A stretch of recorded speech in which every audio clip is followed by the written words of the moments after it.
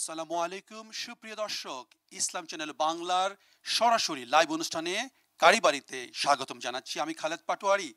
আজও আমরা উপস্থিত হয়েছি আরেকটি রেস্টুরেন্টে, ক্যান্টের আশফরির বিখ্যাত একটি রেস্টুরেন্ট যশা অব যশা অব ওয়াইতে। আমরা কথা বলবো এর কর্ণধারের সাথে। তার আগে জানিয়ে রাখি যে আমরা প্রতি মঙ্গলবার আপনাদের সামনে সরাসরি উপস্থিত হই বাংলাদেশি হাজারো রেস্টুরেন্টের মধ্য থেকে বাছাইকৃত খুব বিখ্যাত একটি রেস্টুরেন্টকে, এবং তাদের যে কর্মী রয়েছে যাদেরকে আমরা বলছি কারি শিল্পী, কথা বলবো তাদের সাথে। আমাদের জানিয়ে নিচ্ছি আজকের যশা অব ওয়াই এর কর্ণধার আমাদের বিখ্যাত মাহিদুর রহমান ভাইকে, যিনি একাধারে একজন বিখ্যাত রাজনীতিবিদ, বাংলাদেশের অন্যতম একটি রাজনৈতিক সংগঠন বিএনপির আন্তর্জাতিক সম্পাদক মাহিদুর রহমান। আসসালামু আলাইকুম। ওয়ালাইকুম সালাম, আপনি কেমন আছেন? আমি ভালো আছি মাহি ভাই। আপনার সাথে অনেক গল্প করার ইচ্ছা আমার যেমন রয়েছে, আমার দর্শকদের রয়েছে, এবং অগণিত আপনার ভক্ত যারা রয়েছে তাদের সবাইরই। আপনার যে রাজনীতির বাইরেও একটা সুন্দর একটা পরিচয় রয়েছে, একটা বিখ্যাত অনেকগুলো ব্যবসার সাথে আপনি যুক্ত ছিলেন, এবং এই জায়গার মতো একটা রেস্টুরেন্ট আপনি গড়ে তুলেছেন। আপনার সাথে অনেক কর্মী কাজ করে, তাদের গল্প শোনার জন্য আমরা এখানে আসছি, এবং ইসলাম চ্যানেল বাংলা লাইভ সম্প্রচার করছে এই অনুষ্ঠানটি। কেমন লাগছে আপনার? আমার কাছে খুবই ভালো লাগতেছে। আপনারা সবাই এখানে অনেক দূর থেকে, লন্ডন থেকে আসছেন। লন্ডন থেকে এখানে প্রায় almost 70 Miles way from your station.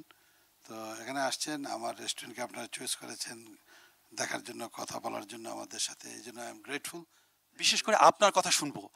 আপনি অবশ্যই দেশকে ভালোবাসেন, দেশের সম্পর্কে আপনি বড় হয়েছেন। আমরা একটু ছোট করে শুনতে চাই আপনার বেড়ে ওঠাটা কেমন ছিল, শৈশবটা কেমন ছিল। সবাই শৈশব নিয়ে একটু বলতে পছন্দ করে, যদি বলতেন আপনার পরিবারে দেশে কে আছে, কিভাবে আপনি আসলে বিলিতে আসলেন। আসলে আমার শৈশবকাল তো বাংলাদেশে কেটেছে। আমি 1975 দেশে এসেছি নভেম্বরের। তো মুক্তিযুদ্ধ চলাকালীন তখন আমি অলমোস্ট 15 ইয়ার্সের ইউথ ছিলাম। তো আমার আব্বা দেশে ছিলেন, আমার বড় ভাই, আমার ছোট ভাই এবং আমার আম্মা, আমরা ছিলাম। আমার ইমিডিয়েট বড় ভাই উনি লন্ডনে ছিল। তো যাই হোক, শৈশবকাল তো সেখানে কাটছে, খুবই ভালো কাটছিল। নিজের স্বচক্ষে আমরা মুক্তিযুদ্ধ দেখেছি, দেশের স্বাধীনতা অর্জন আমরা করেছি মুক্তিযুদ্ধে অংশগ্রহণ করে। আমার দেশের বাড়িতে মুক্তিযুদ্ধ সম্পর্কে একটু যদি বলি, আপনি তখন মোটামুটি একটু কৈশোরী ছিলেন। মুক্তিযুদ্ধটা কেমন ছিল আপনার কাছে? ইট ওয়াজ terrible, I must say. I mean, I have seen almost hundreds of thousands of people in my area. যারা শরণার্থী হিসাবে শহর থেকে গ্রামের দিকে যখন যাচ্ছিল, তাদের কষ্ট দেখেছি, মা বোনদের ভাইদের কষ্ট দেখেছি, আমি প্রেগনেন্ট মহিলাদের কষ্ট দেখেছি। আমি নিজেও অনেককে আমার বাড়িতে আশ্রয় দিয়েছি আমার মাকে বলে। আমি যখন সাইকেল নিয়ে বেরোতাম, তখন আমি বলতাম যে আপনারা কোথায় যাচ্ছেন? তো বলতো বাবা আমরা তো জানি না কোথায় যাবো, যারা শহরে থাকতো। মানে চলেন আমাদের বাড়িতে। আমাদের বাড়ি বিশাল বড় বাড়ি, আলহামদুলিল্লাহ। We accommodated lot of people there, এবং আমরা নিজের পয়সা দিয়ে তাদেরকে খাওয়াইছি 9 মাস। আমাদের উঠান চিনেন কিনে জানি না, আমাদের বিশাল বড় বাড়ি, 36 ইয়ার্স এখন। কোন বাড়িটার নামটা যদি বলতেন, কোথায় জন্মস্থান ছিল একটু বলতেন। আমার বাড়ি বাহারমর্দন গ্রামে, মৌলভীবাজার জেলায়। তৎকালীন সময়ে অবশ্যই এটা মহকুমা ছিল, তো একটা থানাও ছিল। তো আমার বাড়ি বাহারমর্দন গ্রাম। বাহারমর্দন গ্রাম কিন্তু একটা মডেল ভিলেজ। দেন টাইম পাকিস্তানের সময় এটা মডেল ভিলেজ হিসেবে নাম দেওয়া হয়েছিল। তো সেখানে আমাদের অর্থমন্ত্রী সাইফুর রহমান সাহেবের জন্ম। ওই পাশাপাশি বাড়ি আমার, উনি আমার চাচা লাগেন সম্পর্কে। তো আমাদের বাড়ি হলো আমার বাবা এবং আমার চাচা, তারা দুই ভাই। সেখানে তারা দুই ভাই 1967 আমাদের পুরাতন বাড়ি থেকে সরে হাফ এ মাইল দূর পিছনের দিকে গিয়ে অনেক বড় বাড়ি কিনেছিলেন, নতুন বাড়ি কিনেছিলেন। তো সেখানে আমাদের জায়গা জমিনও সেগুলো বাড়িকে ঘেরাও করি। আপনার বাবা কি করতেন? হি ওয়াজ এ বিজনেসম্যান হিয়ার, লন্ডনে বিজনেস ছিল। আর আমাদের বাবা এবং চাচার, তার দুই ভাইয়ের অনেক ল্যান্ড ছিল। They were landlord basically back in Bangladesh as well as here. তাদের ব্যবসা ছিল, ওনার ভাতিজা এবং ওনার বোনের ছেলে, ওনাদেরকে নিয়ে। আপনার কি ওইখান থেকে লন্ডনে আসা আগ্রহ জন্ম, নাকি বাংলাদেশে একটু পড়াশোনা করে একটু যেরকম করে আমরা চাকরি খোঁজার ইচ্ছা ছিল? না, চাকরি খোঁজার ইচ্ছা আমি এখানে আসি নাই। আগ্রহ ছিল বেসিক্যালি ভাই, আমার রিলেটিভরা লন্ডনে থাকতেন। লন্ডন সম্বন্ধে একটা ভালো স্বপ্ন ছিল যে লন্ডনে গেলে এত সুন্দর দেশ, সেখানে আমরা আরামে এসে থাকতে পারবো। বাট এই কারণেই আসছি। তারপরে পড়ালেখা এখানে করলাম, এখানে আসি আমি HND করছি, BBA করছি, MBA করছি। তো এই বিষয়টা শুনবো, তারপর আরো একটু বাংলাদেশের জন্য জানি, মানে বাংলাদেশের আপনার আত্মীয় স্বজনের কথা যদি বললেন, বা শৈশবে নিশ্চয়ই কিন্তু একটা সবারই থাকে না নস্টালজিয়া, একটা ছোট্ট ঘটনা থাকে আপনার মনে এখনো দাগ কাটে, কোন ঘটনা যদি আমাদের শেয়ার করেন। শৈশবের বেসিক্যালি আমার শৈশবকাল খুব সুন্দর কেটেছে, I must say, along with my friends, my classmates and friends. আমাদের ভিলেজটাও খুবই সুন্দর, এখানে শিক্ষা দীক্ষা বেশি, এই জন্যই মডেল ভিলেজ হিসেবে নাম দেওয়া হয়েছিল। তো এখানে আমার বন্ধু বান্ধবরা অনেকেই ছিল যাদের সাথে আমরা সবসময় একটা ভালো সুসম্পর্ক মেনটেন করতাম, আনন্দে আয়েসে আমরা কাটিয়েছি। গল্প বলতে কি বলবো যে না, দুঃখের ঘটনা কিছুই নাই, শুধু দুঃখ হয় নাই, বেসিক্যালি দুঃখটা কিন্তু মুক্তিযুদ্ধ যারা দেখেছি সেটা আমাদের অবশ্যই কষ্ট লেগেছে। আমি দেখেছি অনেক কষ্টে আমরা যুদ্ধ করেছি, আমাদের মা বোন ভাইরা যুদ্ধ করেছেন, আত্মনিয়োগ করেছেন দেশটাকে স্বাধীন করার জন্য। সেটা আমি নিজের স্বচক্ষে দেখেছি, যেহেতু I was involve, not practically আমি যুদ্ধ করি নাই বন্দুক হাতে নিয়ে, but I was involve with the শরণার্থী, আমাদের বাড়িতে যারা গেছে আশ্রয় নিয়েছিল, মানে ওইভাবেই এক ধরনের মুক্তিযোদ্ধা বলতে পারি। সে অনেক মুক্তিযোদ্ধাদেরকে আমরা সেখানে খাওয়া দাওয়া করাইছি, আশ্রয় দিয়েছি, রাত্রে আবার তাদেরকে বিভিন্ন সময় শেল্টার দিয়েছি। So we are part of the freedom fighting. তো আর এটাই আপনার স্মরণীয় একটা ঘটনা? আমার জীবনের স্মরণীয় ঘটনা এইটাই, মানে আমি দেখেছি আমার চোখের সামনে বলতে about half A mile distance away from the একটা বড় দিঘি আছে, সেখানে পাকিস্তানি আর্মিরা যখন আসলো তো সবাই সন্দেহ করতেছিল যে আমার বাড়িতে উঠতে পারে, আমাদের বাড়িতে। এখানে যারা শরণার্থী ছিল ভয়ে আতঙ্কিত ছিল, আমরাও ছিলাম। তো আমরা বাঁশঝাড়ের নিচে গিয়ে লুকাইছি, অনেক জায়গায় জঙ্গলে টঙ্গলে এগুলো গিয়ে লুকাইছি, ইনকি যদি ঢুকে যায় আমাদের বাড়িতে তাহলে ইউথ হিসাবে আমাদেরকে মুক্তিযোদ্ধা হিসেবে গুলি করে ফেলতে পারে। মহিলারা খুব আতঙ্কে ছিল। ফরচুনেটলি কেউ আমাদের বাড়িতে ঢুকে নাই, কোনাকুনি হয়ে তারা চলে গেছে। তো গিয়ে একটা দিঘির উপরে উঠছে, উঠিয়া সেখানে রেস্ট্রি ছিল, তো 3টা হিন্দু ছেলেকে, আমাদের ক্লাসমেট ছিল, গভর্নমেন্ট স্কুলের ছাত্র ছিল তারা, তাদেরকে তারা ব্যানেট দিয়ে মারছে। তো তারা বলছে শুটাস, তখন বলে যে তোমাদের জীবনের চেয়ে আমাদের গুলির দাম বেশি। তো this of things is very touchy. But এখন যেগুলো কষ্ট লাগতেছে এই জন্য যে যুদ্ধ তো দেখলাম, একটা সুন্দর দেশ স্বাধীন করলাম, স্বাধীন করার পরে আজকে আমরা কোথায় আছি? এটা একটা বড় প্রশ্ন, আমরা এই প্রশ্ন যাব। তার আগে একটু ছোট্ট করে বললেন এরপরে আপনি কবে বিলেতে আসলেন? 75-এ আসছি, 1975 নভেম্বরে। তখন আমার 19 ইয়ার্স ছিল, 19 ইয়ার্স ছিল। তো আসার পরে এখানে অবশ্যই I was given shelter by my father, my first cousin. তো আমাদের কোনো অসুবিধা হয় না। গিলফোর্ডে আমি উঠি, প্রথম গিলফোর্ড সারেতে। তো সেখানে থেকে আমি তখন ফার্নবোয়া টেকনিক্যাল কলেজে ভর্তি হই, সেখানে আমি এইচএনডি করি। তারপরে আস্তে আস্তে আমি মুভ করি লুইসামের দিকে। 1978-এ আমি লুইসামে আসি। তারপরে আমি আপনার সেখানে একটা বিজনেস করি, হিমালয়া। হ্যাঁ, তারপরে আরেকটা টেকওয়ে করি আমি ক্যাটফুডে। তো কত, তো 78-এ আমি 1957-এ জন্ম নিয়েছি। তো 25-26 এই ধরনের বয়স ছিল আমার, হিসাব করে। আপনি নিশ্চয়ই তো ব্যবসা তো শুরু করেছেন, এখানে নিশ্চয়ই কোনো রকম স্ট্রাগল ছিল, বাধা ছিল, বা আপনি প্রথম কোন কাজটা দিয়ে শুরু করলেন? বিজনেস দিয়ে শুরু করলেন কাজটা? না না, কোনো অভিজ্ঞতা তো ছিল আপনার? ছিল অবশ্যই, যেহেতু ফ্যামিলি মেম্বারদের বিজনেস ছিল সেখানে আমি কাজ করছি। প্রথম দিনের কথা মনে আছে? হ্যাঁ, প্রথম দিনে তো আমি ওয়েটারে জব করছি, আমার নিজের রেস্টুরেন্টে, আত্মীয় স্বজন, আমি বাইরের কোনো লোকের কাজ করি নাই। তো তারপরে তো আস্তে আস্তে আমি আল্লাহকেই বলতাম যে আল্লাহ, আমি পরের কাজ করতে চাই না, আমি নিজের একটা ব্যবসা করি। আমি নিজের ব্যবসায়, যেহেতু ফ্যামিলি থেকে আসছি, সুতরাং আমার ব্যবসা করার একটা প্রবণতা ছিল। হ্যাঁ হ্যাঁ, তো যেহেতু ব্যবসা, আমার ফ্যামিলি ব্যাকগ্রাউন্ড হলো ব্যবসা। প্রথম ব্যবসাটা প্রথম সন্তানের মতো কেমন, ওই অনুভূতিটা কি করলেন? That was really excellent feeling ছিল, কারণ নিজে একটা ব্যবসা করছি, সেখানে আমি আমার মেধা, আমার শ্রম দিয়ে যখন এটাকে ফ্লোরিশ করছি, তো that particular business has given me lot of financial benefit as well as inspiration to progress further. তো আমি অবশ্যই তারপরে আরেকটা রেস্টুরেন্ট করলাম। আচ্ছা, আরেকটা রেস্টুরেন্ট করে তো আপনি মানে উন্নতি করলেন, কোন বিষয়টা আপনাকে ব্যবসা করার ক্ষেত্রে প্রথম একটা বাধা হিসেবে দাঁড়িয়েছিল? মানে কোন জিনিসটা আপনি পাচ্ছিলেন না, আবার স্ট্রাগলটা ছিল? কারণ আমরা দেখি সবাই তো আসলে ব্যবসা সহজে শুরু করতে পারে না। বাস্তবে যেটা হইলো, I am most lucky person, I must say. আমার কাছে বাধা বলতে কোনো জিনিস ছিল না। সিস্টেম আমি বুঝতাম, সিস্টেমে আমি করছি, খুব স্মুথলি করছি, আমার কোনো অসুবিধা ছিল না। এখন আমার লাইফে প্রথম বিনিয়োগটা কে দিল? পিকনিকটা তো আমার আব্বা ছিলেন, আমার নিজস্ব ইনকামও ছিল, আমি কাজ করছি তো আসার পরে, এবং my father was my inspiration, হি ওয়াজ মাই ইন্সপিরেটর। এবং আমার অন্যান্য আত্মীয় স্বজনরা যারা, আমার আপন মামাও ছিলেন এখানে মেস্টনে, ওনার প্রথম ব্যবসা ছিল, আমার অনেক কাজিনরাও তাদের ব্যবসায়ী ছিল এখানে, সুতরাং তাদের এগুলো দেখছি আমি, দে ওয়ার মাই মোটিভেটার্স। মহিত ভাই, তাহলে আপনার মতো যারা লাকি বা আগে থেকে একটা ব্যবসার পরিধি আপনার কাছে ছিল বা পরিবেশ আপনার কাছে ছিল, এর মাঝেও আপনি অনেকগুলো ব্যবসা পেরেই তো আজকে এখানে আসলেন, সেই জার্নিটা একটু যদি বলতেন। বাস্তবে যেটা হলো যে আমি আমি কোনো সময় ব্যবসা চালাইতে গিয়ে কোনো সময় সমস্যা ফেস করিনি। আমার স্টাফরা, আমি যাদেরকে এমপ্লয় করতাম, আমি যেহেতু আমার স্টাফদেরকে আমি নিজের মনে করে তাদেরকে রাখতাম, they were my very loyal staff. এবং তারা অনেক স্টাফে এখন আছে, তারা উন্নতি করছে, নিজে ব্যবসা বাণিজ্য করছে, আবার লেখাপড়া করে ভালো চাকরিও করতেছে, but they still admire me as their বস।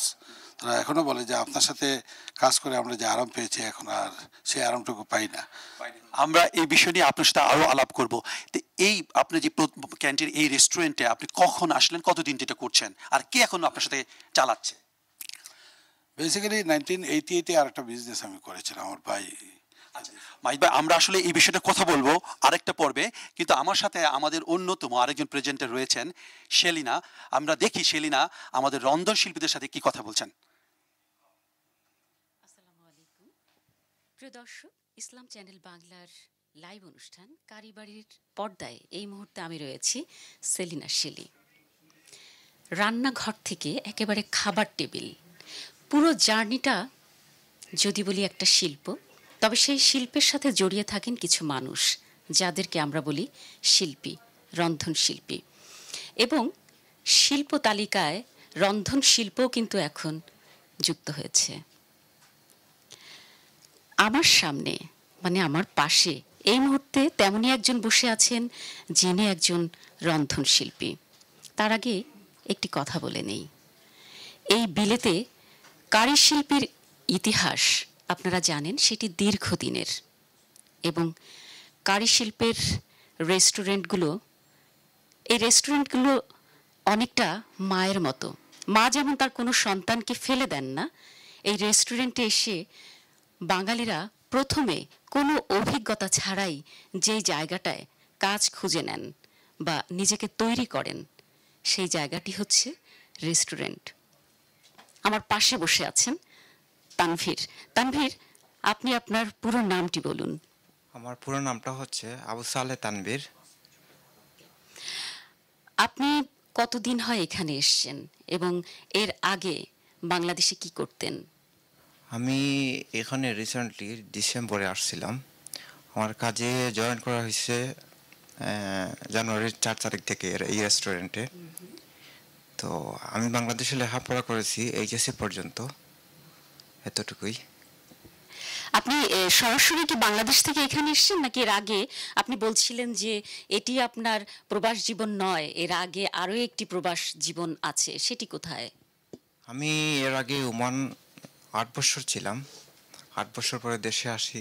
দেশে আসার পরে এখানেই আসি। ওমান থেকে এসে কতদিন ছিলেন দেশে?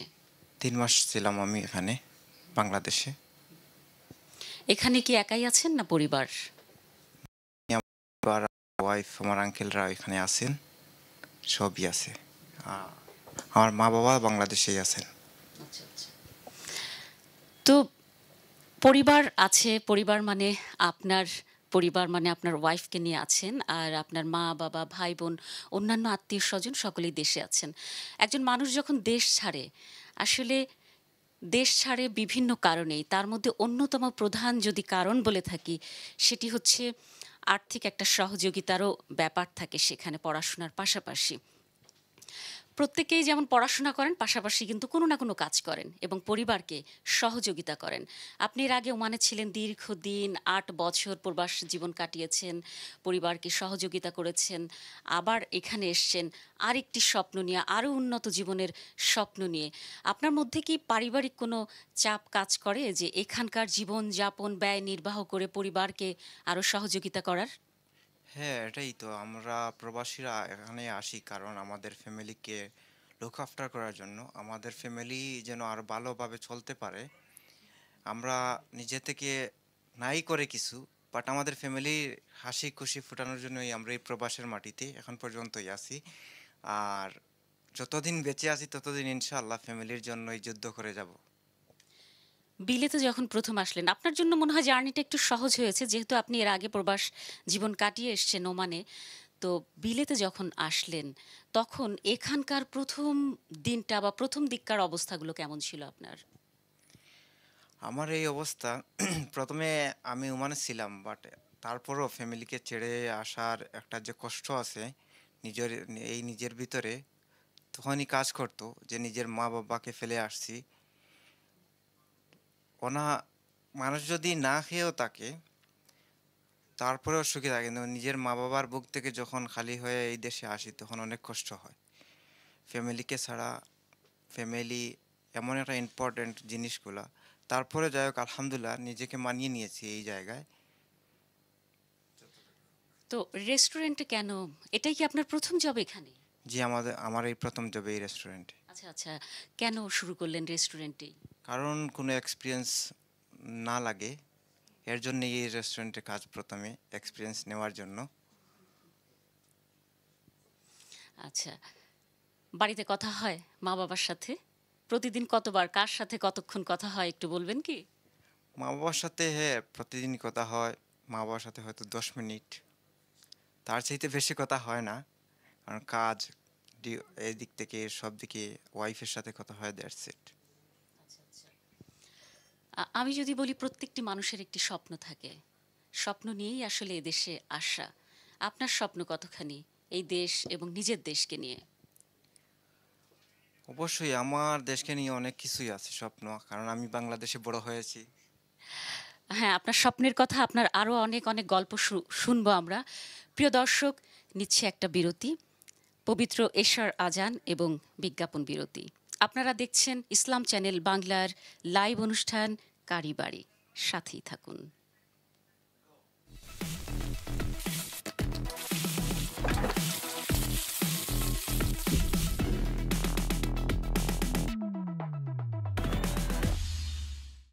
ওনার মাহিদ ভাইয়ের সাথে আবার উনি আছেন। মাহিদ ভাই, আপনাদের তো দেখলাম যে আপনার একটা বংশ পরম্পরা এক ধরনের বিজনেসের সাথে যুক্ত, এবং এখানে আপনি অনেকগুলোর সাথে যেমন যুক্ত ছিলেন, আপনার পরিবারের জন্য যুক্ত ছিলেন।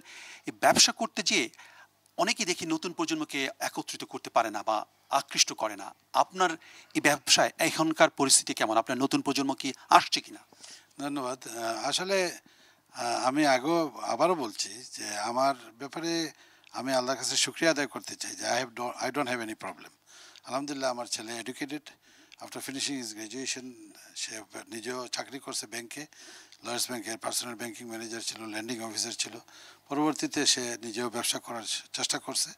এখন সে আমার জায়গায় সে আসছে। এখন হ্যাঁ আমার সাথে আছে। আমি একটু পরেই আপনাদের কাছে ইন্ট্রোডিউস করে দিব। তো আলহামদুলিল্লাহ আমার ছেলে he is doing absolutely fine, কারণ সে ব্যবসায়িক লাইনে তার ভালো অভিজ্ঞতা আছে। তো আমি চাই যে আমি তো এত বছর কষ্ট করলাম, তা আমার পরে তো আমার প্রজন্ম যাবে। আমার বাবা এখানে ছিলেন, আমি আসছি, তারপরে আমার আমার আরও 2 ভাই এখানে আছেন। তা আমি এখানে, আমরা 3 ভাই এখানে কিন্তু সাকসেসফুল ব্যবসায়ী আলহামদুলিল্লাহ। তো পরবর্তীতে আমার ভাতিজিরা বা আমার ছেলে মেয়ে সবাই এডুকেটেড, কিন্তু আমার ছেলে সে ব্যবসায়ী লাইনে সে ইনভলভ হতে চায়, যার কারণে I have given him this opportunity. Let him. So এখন ইনি এই প্রতিষ্ঠানটা রান করছেন, তাহলে আপনি ওনার সাথে একটু পরিচয় হয়ে নিন। হ্যাঁ, প্রিয় দর্শক, আপনাকে জানিয়ে রাখি আমরা মুহিবুর রহমান সাহেবের সন্তান সায়েম রহমান এই মুহূর্তে এই বিজনেসটি ওন করছেন এবং পরিচালনা করছেন। কথা বলি। আসসালামু আলাইকুম। ওয়ালাইকুম সালাম, কেমন আছেন? বাবার সাথে যুক্ত হয়ে এই ধরনের একটা ব্যবসা পরিচালনা করতে আপনার কেন আগ্রহ জন্মাইলো? আগ্রহটা ছিল যে আমার বাবা তো তার বাবার কাছে দেখছে ব্যবসা করার মোটিভেশনটা পাইছে, আমারও মোটিভেশন আমার আব্বার কাছ থেকে আসছে। And also starting in the line of business and graduate করলাম বিজনেস উপরে। So graduation is a form of boundary, মানে একটা বাউন্ডারি ছিল যে step up to business. So এর জন্য মোটিভেশনটা ছিল যে আমার বাবাই করছে, আমার দাদাই করছে, তো ইনশাল্লাহ আমরাও করবো। অ্যান্ড বিকাম নিজের বসটা ছিল ইজ ডিফারেন্ট কমফোর্ট আলহামদুলিল্লাহ। বিজনেসে প্রথমে এসে আপনি কোন স্ট্রাগলটা আপনি ফেস করলেন? স্ট্রাগলটা আসলে এখানে মোটামুটি ছিল না, বিকজ বিজনেস একটা রেপুটেশন ছিল। But reputation is always improving. Business আরও বাড়বে, আরও ইম্প্রুভ হইবে, এখানে সবখানে ভুল থাকে, সবখানে ইম্প্রুভমেন্ট থাকে। বাট সিরিয়াস প্রবলেম হয়ে গেছে কোভিডের বাদে, হয়ে গেছে স্টাফ প্রবলেম। স্টাফে মানে নিন্দুক প্রবলেম করছে যে you can't find experience staff ব্যবসার প্রথমে। এবং স্টাফ তো অনেক একটা বড় বিষয় আপনাদের মতো রেস্টুরেন্টের জন্য, কারণ কারি শিল্পীরাই তো আসলে এটার একটা অন্যতম রক্ত বলা যায়। হ্যাঁ, ডেফিনেটলি। সো স্টাফ তো হয়ে যায় আপনার ফ্যামিলি। আপনি দিন রাইতে আসেন তারা সাথে, আপনি বাসায় যাইতেছেন, ঘুমাইতেছেন, আবার চলে আসতেছেন ব্যবসাতে, তো এখানে তো আপনার স্টাফ তো আপনার ফ্যামিলি হয়ে যায়। ট্রু। আমি আপনার এই স্ট্রাগলের বাইরে যদি আমি একটু জানার চেষ্টা করি যে আপনার এই রেস্টুরেন্ট আমি দেখলাম খুব সুন্দর করে সাজানো, এই প্ল্যানটা কি কিরকম বা এর ইউনিকনেসটা কিরকম? ইউনিকটা হইলো আমি অ্যাকচুয়ালি আমার ব্যবসা একটা আছে, এটা হলো I do an architecture business, এটার সাথে আমার কম্পিউটার ব্যবসা আছে। তো অ্যাকচুয়ালি আমি নিজে ডিজাইন করে নিছি, আমার বিল্ডার টিল্ডার সাথে নিয়ে I stay day and night. তো নিজে ডিজাইন করে নিছি, আইডিয়া নিছি, অ্যান্ড অলসো আরও ধরো বিজনেসম্যান আছে না, আইডিয়া নিছি। আলহামদুলিল্লাহ এই ব্যবসা মানে আপনার যে লন্ডন স্টাইলে করে নিছি, যে ক্যান্টোর মাধ্যমে। ক্যান্টের একটা ভিলেজ বলা যায় এই জায়গায় আপনাদের রেস্টুরেন্টটা। এইটা অনেক দিন ধরে আপনারা চালাচ্ছেন, প্রায় 30 ইয়ার্সের মতো আপনার বাবা শুরু করেছেন, আপনি আরও 30 ইয়ার্সের মতো নিয়ে যাবেন ইনশাল্লাহ। কিন্তু এদের সাথে কমিউনিটির সাথে আপনাদের সম্পর্কটা কেমন, আর আপনি কীভাবে এটাকে আরও এগিয়ে নিয়ে যাওয়ার চেষ্টা করছেন? তো এখানে হয়েছে কি, এটা ভিলেজ এরিয়া। সো ভিলেজ এরিয়ার মাধ্যমে আপনার সব কমিউনিটি ইজ লোকাল, আর লোকাল কমিউনিটির মাধ্যমে আপনার একটা হইতে they have to become family as well. তা যখন কাস্টমার আপনার আসে, যেখানে আপনার বাসায় মেহমান যাবে, সেম ব্যবসার মাঝে আপনার মেহমান আসছে, তো you have to give them pride and joy and comfort দিতে হইবেন, যে তার বাসা বানাই দিবেন, যে ব্যবসার মাধ্যমে তার বাসা। আচ্ছা, তো একটা ছোট্ট গল্প যদি বলতেন, শেয়ার করতেন, যেভাবে আপনি আসলে আপনার স্টাফদের মোটিভেট করেন এবং কাস্টমারদের এন্টারটেইন করেন, ছোট গল্প থাকে না, যদি একটু বলতেন, বা কোনো ফিল্ম স্টার আসে বা অনেক বিখ্যাত লোক আসে, এরকম কোনো মজার ঘটনা যদি থাকে। আসলে এটার আপনার কোনো স্টোরি নাই, it is a day to day running business, যেটা লাগে এটা হয়। আমার স্টাফরা সবসময় বলে দিছি যে কাস্টমারটা মায়া করবা, কাস্টমাররা আমরা আনন্দ দিব, মায়া করবো, যে সে আসবে। আর আগের জনের কি হইতো, ওয়ার্ড অফ মাউথ ছিল, রেপুটেশন ছিল ওয়ার্ড অফ মাউথ। এখন তো আপনার চলে গেছে ইন্টারনেট, ফেসবুক, তো এটা সব করেন ঠিক আছে, বাট সার্ভিস যদি সে পায় না, যে জার্নিটা যদি আপনার দরজার তাকিতে আসে বসতে তাকে যা চলে যায়, এই জার্নিটা আপনার থাকতে হইবে মানে 100%। এই মায়াটা যে রেস্টুরেন্ট কর্মীরা করবে বা রেস্টুরেন্টের শিল্পীরা যে করবে, এদের আপনি কিভাবে মোটিভেট করেন? কোনো প্রণোদনা, যেমন কেউ হয়তো দেখলো ঈদের দিনে একটা গিফট দিয়ে দিল, বা এরকম কিছু কি আছে আপনার লাইফে? হ্যাঁ অবশ্যই, আমরা স্টাফরে গিফট দিই। গিফট না দিলে তো ফ্যামিলি মেম্বার না হয় না, ফ্যামিলিরা মায়া করা লাগে, আনন্দ নিতে হয়। আপনি এত মায়া করবেন স্টাফরে, যে স্টাফে মনে করবে তার ব্যবসা। আর যখন আপনি স্টাফরে মনে করে দেবেন যে সে তার ব্যবসা চালাইতেছে, দেন আপনার সাকসেস চলে আসে। এটা একটা সাকসেসের জন্য ইম্পর্টেন্ট রেস্তোরাঁ ব্যবসায়।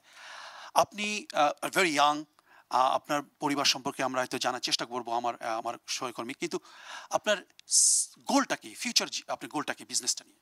গোলটা হলো এভরিওয়ান, মানে সবার একটা ড্রিম থাকে, একটা ব্যবসার মাধ্যমে আপনার একটা ফ্র্যাঞ্চাইজ থাকবে, একটা রেস্টুরেন্ট আবার খুলবেন, এই ফ্র্যাঞ্চাইজ আর কারণে নিয়ে যাবেন, এইটা হলো একজনের গোল। বাট গোলটা সাকসেস হইলো যে আপনার যখন কাস্টমারটা এখান থেকে চলে যায়, মানে একটা খুশি নিয়ে, এইটা হলো সাকসেস মোর দেন এনিথিং। আর ব্যবসা সম্পর্কে, যেমন আপনার বাবা অনেকগুলো বিজনেস সাথে করেছে, আপনিও অনেকগুলো বিজনেস করেছেন, এই রেস্টুরেন্টকে আপনি একটা চেইন পর্যায়ে নিয়ে যেতে চান কিনা, বা আর অন্য ধরনের রেস্টুরেন্ট খোলার ইচ্ছা আছে কিনা? করলে কি ডিফারেন্ট টাইপ করবেন না অন্য ধরনের করার ইচ্ছা আছে? তখন আপনার কি হয়েছে, ওখানে ব্যবসার মাধ্যমে হয়ে গেছে এখন ভেরি সোশ্যাল মিডিয়ার মাধ্যমে হয়ে গেছে আপনার পিকচারেস, ইনস্টাগ্রাম, ফেসবুক।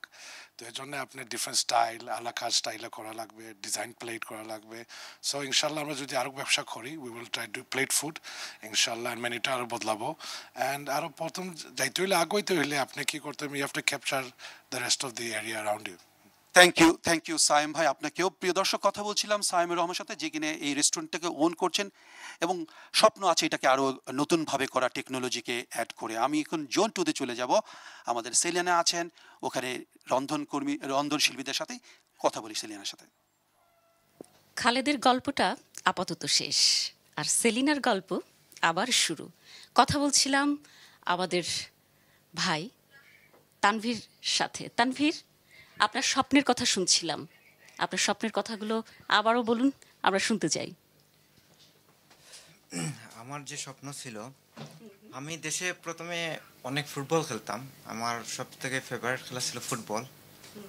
তো ফুটবল খেলতাম, ফুটবল খেলার অনেক স্মৃতি আমার, অনেক মুভমেন্ট আমার আছে। তো এই মুভমেন্ট থেকে লাইফে প্রথমেই ফুটবলকে ভালোবাসছি, ফুটবল খেলতেছিলাম। তো স্কুল লাইফ, এটি আপনার দেশে, মানে আপনি আসলে কোন এলাকার কথা বলছেন বাংলাদেশে? আমি বড়লেখা, মৌলভীবাজার বড়লেখা জেলা থেকে বলতেছি। বড়লেখা তালিমপুর গ্রাম আমার। তো এখান থেকে আমাদের গ্রামে সবচেয়ে থেকে ভালো ফুটবলার ছিলেন একজনই, বেলাল আহমদ করে নাম ওনার।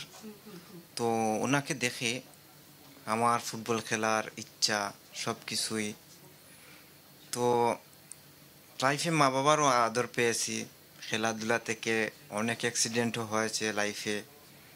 তো অনেক কিছু দিয়েই লাইফটাই এক্সপিরিয়েন্স নিয়ে এই প্রবাসের লাইফে আসা।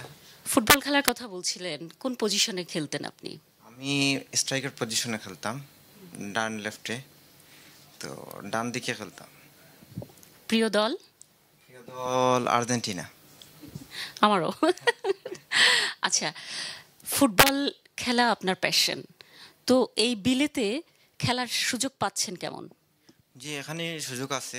আমার যখন ছুটি প্রতি সোমবারেই হয়, আমার বস আমাকে প্রায় সময় নিয়ে যান। এখানে একটা আছে, ক্লাব আছে ব্রাদার্স ইউনিয়ন, এখানে গিয়ে আমি খেলি ওনাদের সাথে। মানে আপনার বস আপনাকে নিয়ে যান, সেখানে আপনি খেলেন।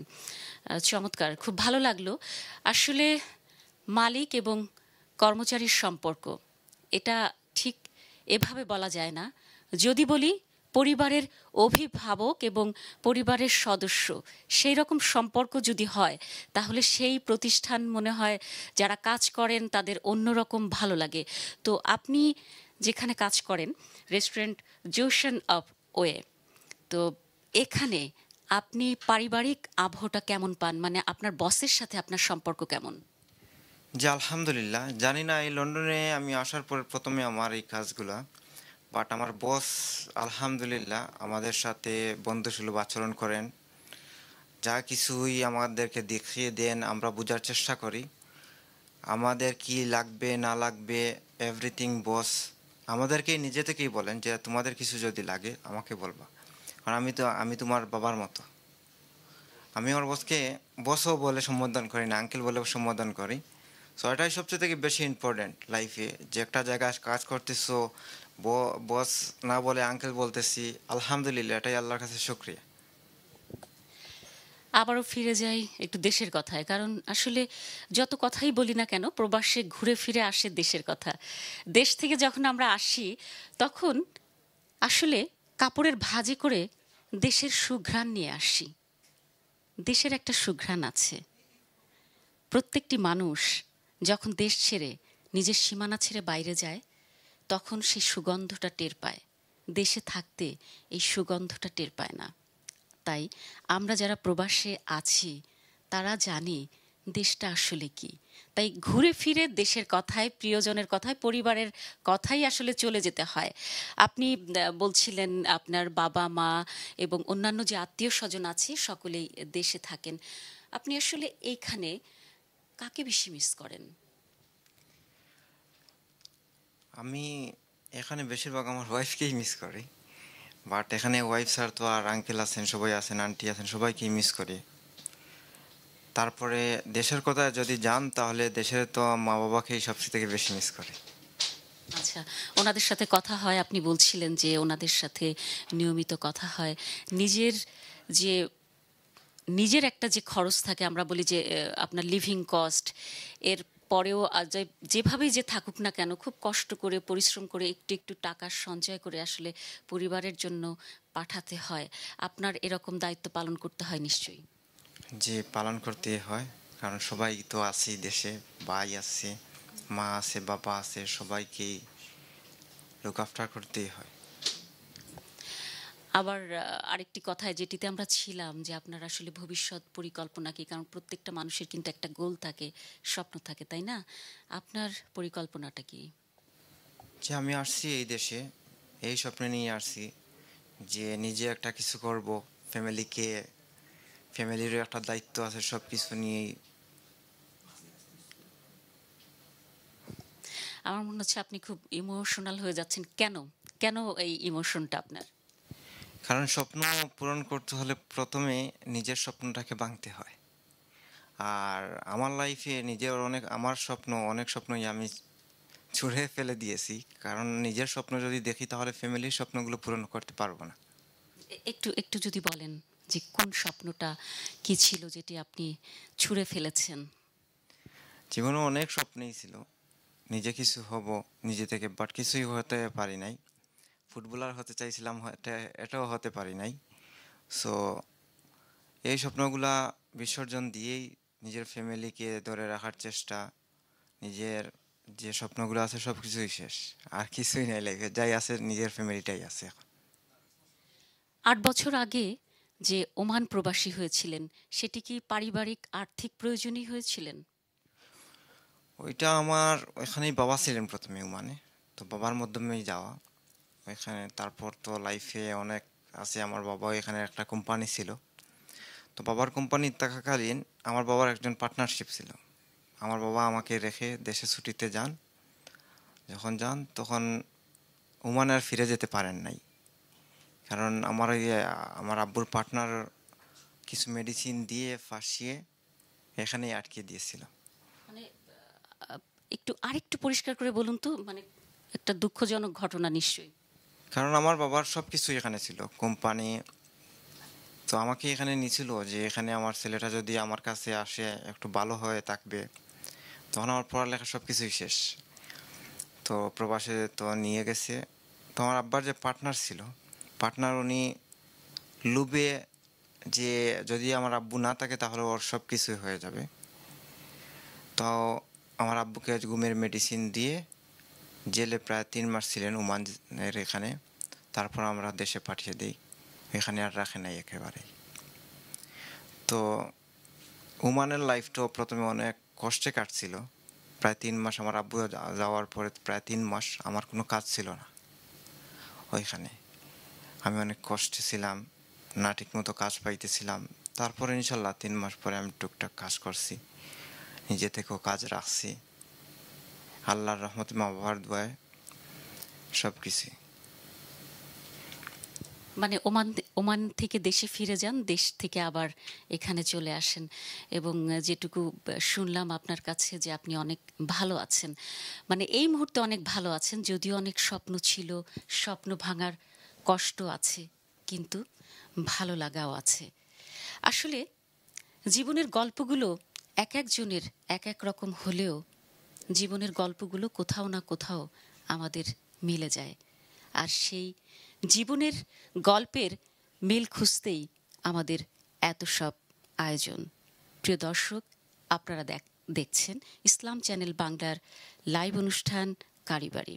আপনারা জানেন, কারিবারি অনুষ্ঠানে আমরা বিলেতের স্বনামধন্য প্রতিষ্ঠিত সব রেস্টুরেন্টে শুধু যাই না, সেখানকার গল্পগুলো শুনি এবং সেই গল্পগুলোকে আমাদের করে নিতে চাই, মানে দর্শকদের করে নিতে চাই, যে গল্প হতে পারে অন্যের অনুপ্রেরণার। প্রিয় দর্শক, চলে যাচ্ছি খালেদের কাছে, চলুন তাহলে। দর্শক, আমরা সায়েম রহমানের জীবনের গল্পের আরেকটু গল্প শুনবো, পরিবারের কথা। আমি জানি রেস্টুরেন্টে আপনার পরিবার বলেছেন, এর বাইরে ব্যক্তিগতভাবে বিয়ে করেছেন কিনা? হ্যাঁ, বিয়ে করে নিয়েছি, 3.5 years হয়ে গেছে। আলহামদুলিল্লাহ, আমার ওয়াইফও আলহামদুলিল্লাহ সাকসেসফুল। সে আপনার ডিলয় কোম্পানি, লন্ডন ডিলয় আছে, সে এটা হেড রিসোর্স ম্যানেজার আছে এখানে। সো আলহামদুলিল্লাহ she is very successful as well. আলহামদুলিল্লাহ আমরা ফ্যামিলি সব আলহামদুলিল্লাহ ইজ দ্য রাইট পাথ। আলহামদুলিল্লাহ আমরা কোনো মানে পরিবারে কে আছে, সন্তান, মা বাবা ছাড়া? সন্তান নাই বা আসবে ইনশাল্লাহ। মা বাপ আছে, আমি আছি, আমার ওয়াইফ আছে। সো আমরা সবও ব্যস্ত, কামটাম নিয়ে ব্যস্ত। আপনি একটু আপনার পরিবারের বাইরে আরেকটা কথা বলি, যেমন আপনার পরিবারে একটা বড় লেগেছে ব্যবসার সাথে যুক্ত, তারপরেও আপনার বাবা কিন্তু একজন বিখ্যাত রাজনীতিবিদ, বাংলাদেশের অন্যতম একটা প্রধান রাজনৈতিক সংগঠনের একটা বড় দায়িত্বে আছেন উনি, এবং দেখা গিয়েছে উনি সংগঠক হিসেবে অনেক জনপ্রিয়, পাশাপাশি ব্যবসা করছে। আপনার মধ্যে কি রক্তে আছে, আপনার মধ্যেও কি আগ্রহ আছে রাজনীতি করা? রাজনীতি করার মানে ফিউচারে কিছু নাই, ইনশাল্লাহ আমি আস্তে আস্তে বড় হইবে এখানে ব্রিটিশ পলিটিক্সে ঢুকবো, আস্তে আস্তে আমি জয়েন হইতেছি। বাবা করতেছে ফ্যান্টাস্টিক জব, সো ইনশাল্লাহ সেও করুক বাংলাদেশের পলিটিক্স। সো বেটার এক সাইডে আব্বা থাকে, ছেলে থাকে আরেক সাইডে, ইনশাল্লাহ সো ইন্টারফিয়ার হয় না। সো আলহামদুলিল্লাহ he is very successful and very proud as a son and as a family as well. We are very proud of way he has become. And আমার বোন আছে একটা ছোটো মোটো একটা বোন আছে, সেও বিয়ের শাদী করে নিছে। সেও আলহামদুলিল্লাহ সে হসপিটালের জন্য কাম করে, NHS-এর জন্য। She does legal work and staff as well, আলহামদুলিল্লাহ। আর আমার ওয়াইফ তো আমি বলে দিচ্ছি, তো সে তো কাম করতেছে। বাট পলিটিক্স মানে আমার বাবা ছাড়া আমরা ফ্যামিলির মাধ্যমে কেউ করি না। সো আলহামদুলিল্লাহ let him do what he does, and if we do anything in the future আলহামদুলিল্লাহ we will be British or Bangladeshi politics. British পলিটিক্সের মধ্যে যখন কথাই বললাম, একটু ছোট করে দেখেন কার ইন্ডাস্ট্রির যে অনেক সমস্যাগুলো আছে, এই সমস্যাগুলো আপনি দেখেন কিনা? যদি দেখে থাকেন এই সমস্যাগুলো আপনি যেমন একজন সাকসেসফুল, এই সমস্যাগুলোকে দূর করার জন্য পলিটিক্স কীভাবে সহায়তা করে বলে মনে করেন আপনি? বিজনেস রিলেটেড পলিটিক্স না বলতেছেন? সো পলিটিক্স তো আপনার সব দিকে আছে, সব দেশেও আছে, ব্যবসা তো আছে। পলিটিক্স হইলে আপনার ইজ এ ডিফিকাল্ট সিচুয়েশন। আপনি অ্যাকচুয়ালি চিন্তা করতে হইবেন কোন সিচুয়েশন আপনি আছেন and how to handle the situation. সব সিচুয়েশন আনফর্চুনেট পলিটিক্যাল হয়ে যায়। তো এখানে হইলে আপনার প্রবলেম হয়েছে এত ডিপ হয় যে পলিটিক্যালি আপনি রাউন্ড করে এটারে আপনি বাখরা লাগে ব্যবসার মাধ্যমে। আর পলিটিক্যাল ব্যবসা সামটাইমস সাফার করে। পলিটিক্যাল যখন হয়ে যায় ব্যবসাটা, আনফর্চুনেটলি ব্যবসাটা আনসাকসেসফুল হয়েও যায়। And you have to keep a straight mind openly towards all angle of view. একটা কথা আছে না, think outside the box. তো ব্যবসা চালাইতে হইলে politically you have to think outside the box. So আপনি তরুণ প্রজন্ম, থার্ড প্রজন্ম ব্যবসাতে আসছেন। আপনার মনে হয় যারা এখন রেস্টুরেন্ট করছে, এই রেস্টুরেন্টগুলো সাকসেস হতে হলে কোন বিষয়টা আপনি সবচেয়ে গুরুত্ব দিবেন তাদের জন্য? তার জন্য হইল যে যেটা করবে ব্যবসার মাধ্যমে, আল্লাহর যেতে কোনো দুনিয়ার সাকসেস নাই। দোয়া করবে, চেষ্টা থাকতে হইবে, ইচ্ছা থাকতে হইবে, মন দিতে হইবে, এইটু আর কিছু না। ফিরে আসে পরিবারের কথায়। পরিবারের কথা, আপনি পরিবারের বাইরে সামাজিকভাবে আপনি কোনো কিছুতে যুক্ত কিনা? মানে সামাজিক সংগঠন যেমন খেলাধুলা, অন্য কিছুর সাথে আপনি ব্যক্তিগতভাবে যদি কিছু বলেন। আমি আসলে খেলাধুলা করার সময় পাই না ব্যবসা নিয়ে, বাট আলহামদুলিল্লাহ আমার একটা ফুটবলের টিম আছে, I sponsor, I also give them support. আমি অলসো ইনভলভ আছি আপনার এখানে মসজিদে আছি, I am part of the committee there as well. So এখানে এক্সিকিউটিভ মেম্বার আমি এখানে, so I do lot of charitable work for the মস্ক।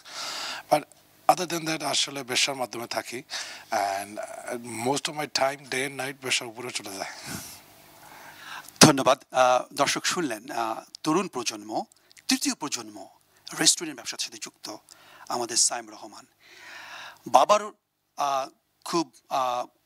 খুবই আনন্দিত তার সন্তানকে, নতুন প্রজন্মকে রেস্টুরেন্ট ব্যবসা নিয়ে আসে। সেও নিজে গর্বিত তাদের উত্তরসূরিদের লেগেসি ধরে রাখার জন্য, যেটা খুবই একদমই রেয়ার বলা যায়, দেখা যায় না বাঙালি কমিউনিটিতে, বাংলাদেশের রেস্টুরেন্টগুলোতে। এটা একটা দৃষ্টান্ত তাদের জন্য, যারা এখানে রেস্টুরেন্ট ব্যবসাকে প্রজন্মের পর প্রজন্ম তুলে ধরবে। এদের মাধ্যমেই বাংলাদেশ উপকৃত হচ্ছে, বাংলাদেশ এদেশের কমিউনিটির উপকৃত হচ্ছে। আমরা এখন চলে যাব রেস্টুরেন্টের সবচেয়ে গুরুত্বপূর্ণ জায়গায়, রন্ধনশালায়। সেখানে রয়েছেন সেলিনা। প্রিয় দর্শক, আমাদের এবারের পর্ব ঝটপট রেসিপি, আর আমার সাথে রয়েছেন আমাদের আজকের সুপার শেফ কামাল হোসেন। কামাল ভাই কেমন আছেন? ভালো আছি আলহামদুলিল্লাহ। আচ্ছা, আজকে আমি রান্না করব শেফ স্পেশাল ডিশ খাচ্ছি লেম্বুজন। নিশ্চয়ই রান্না করবেন। জি। তার আগে আপনাকে কিছু আপনার কাছে জানতে চাই। কথায় আছে যে হৃদয় ঢুকতে হলে আসলে পেট দিয়ে ঢুকতে হয়, মানে মজার যত খাওয়াবেন মানুষ তত খুশি হবে, ভালো লাগবে। এই যে দীর্ঘ রান্নার জীবনে আপনার এই সন্তুষ্টি কেমন? খুবই ভালো আলহামদুলিল্লাহ। আচ্ছা, কত বছর ধরে এই পেশার সাথে আছেন? 30 বছর যাবত আছি। 30 বছর ধরে। তার মধ্যে এমন কোনো রান্না আছে যেটি আপনি নিজেও খুব পছন্দ করেন? জি, আমি নিজেও খুব পছন্দ করি খাচ্ছি লেম্বুজন। ও, আজকে সেটাই হচ্ছে আমাদের জন্য। তো শুরু হয়ে যাক। প্রথমে আমি একটি সসপ্যান নিলাম, পরিষ্কার সসপ্যান। তার মধ্যে পরিমাণ মতো। আচ্ছা, এই রেসিপিটি তৈরি করতে আমাদের কতক্ষণ লাগে? 5 মিনিট ম্যাক্সিমাম। ওকে। প্রথমে আমি একটু সসপ্যানের মধ্যে তেল ডাললাম। আচ্ছা, প্রথমে তেল নেওয়া হচ্ছে। তেল দেওয়া হচ্ছে পরিমাণ মতো। এটা এটা কতজনের পরিমাণ আপনি রান্না করছেন? দুইজনের পরিমাণ। দুজনের পরিমাণ। আচ্ছা আচ্ছা পরিমাণ মতো তেল নিলাম, তারপরে গার্লিক জিঞ্জারের পেস্ট দিলাম। আচ্ছা, গার্লিক জিঞ্জার পেস্ট। তারপরে আমি সেটা বুনা পেঁয়াজ নিলাম। আচ্ছা, পেঁয়াজটা আগে থেকে ভুনা করা ছিল আপনার, মানে হাফ ডান পেঁয়াজটা। আচ্ছা, তারপরে আমি পরিমাণ মতো লবণ এবং মিক্স পাউডার লবণ, মিক্সড পাউডার, এবং okay, chili powder chili powder. সব দিলাম। এখন আমি লেমটা, এখানে green pepper, green pepper, green pepper, green chili. একটু পরিমাণ গ্রেভি নিলাম। গ্রেভি। মশলাটা একটু ভাজা হয়ে গেল, আমি ল্যাম্পটা ছাড়লাম। এরপরে যাচ্ছে ল্যাম। আচ্ছা, তারপর একটা এলিক তেজপাতা, এক তেজপাতা, এক টুকরো দারুচিনি। দারচিনি দিলাম। হুম, মশলাটা ভুনা হয়ে গেল। আচ্ছা, অল্প পরিমাণ গ্রেভি দিলাম, আর একটু গ্রেভি। আর একটু গ্রেভি। এখন অল্প পরিমাণ ধনিয়া পাতা দিলাম। একটু ধনিয়া পাতা। ধনিয়া পাতা এটা আমি 3 থেকে 4 মিনিট এইভাবে জাল দিলাম। 3 থেকে 4 মিনিট এটা এটাকে রান্না করলাম।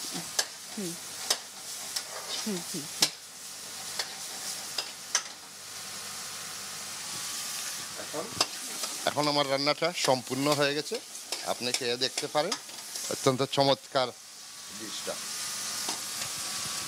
আমি তো একা খাবো না ভাই, আমার পুরো টিমের সাথে আমাকে খেতে হবে। তবে আমি এখন একটু টেস্ট করে দেখতে পারি। 100 বার টেস্ট করে দেখবেন, আপনি ইনশাআল্লাহ স্বাদ পাবেন। ধন্যবাদ। শেষ, আমার রান্না হয়ে গেছে। আপনার রান্না শেষ। প্রিয় দর্শক, শেষ হলো আমাদের ঝটপট রেসিপি। আমি আমাদের কামাল ভাই, আপনাকে অনেক অনেক ধন্যবাদ। আপনি আপনাকে অনেক অনেক ধন্যবাদ। প্রিয় দর্শক, আমরা চলে যাচ্ছি আবারও খালেদ ভাইয়ের কাছে। চলুন খালেদ ভাই, কামাল ভাই আসছি কিন্তু আপনার খাবার খেতে। চলুন। দর্শক, আচ্ছা, আপনারা নিশ্চয়ই শেফের চমৎকার রান্না কাচ্চি ল্যাম্প ভোজনটা দেখলেন, বাসায়ও ট্রাই করবেন। আমরা অনুষ্ঠানে একদম শেষ পর্যায়ে চলে এসেছি। ক্যান্টিন আশফোর্ডের এই রেস্টুরেন্ট যশোয়া অব ওয়াই থেকে আমরা বিদায় নিব। তার আগে জানিয়ে রাখি, আমরা আসছি আগামী মঙ্গলবার 9:30 থেকে 10:30টায় ইসলাম চ্যানেল বাংলার পর্দায় লাইভ সরাসরি আরেকটি রেস্টুরেন্ট থেকে আমাদের সাথে থাকবেন। তার আগে একটু কথা বলেই নেই, আপনার সাথে আসি। মাহিদ ভাই, আপনার লাগলো আপনার শুনতে? না, এক্সেলেন্ট, ভালো লাগছে। আপনাদের অনেক সময় এখানে নষ্ট করেছেন, বাট আমাদের কমিউনিটির, আপনি এনজয় করেছেন? আমি এনজয় করেছি ডেফিনেটলি, বাট আমাদের কমিউনিটিও এটা দেখতে পারবে, তারাও এনজয় করবে ইনশাল্লাহ।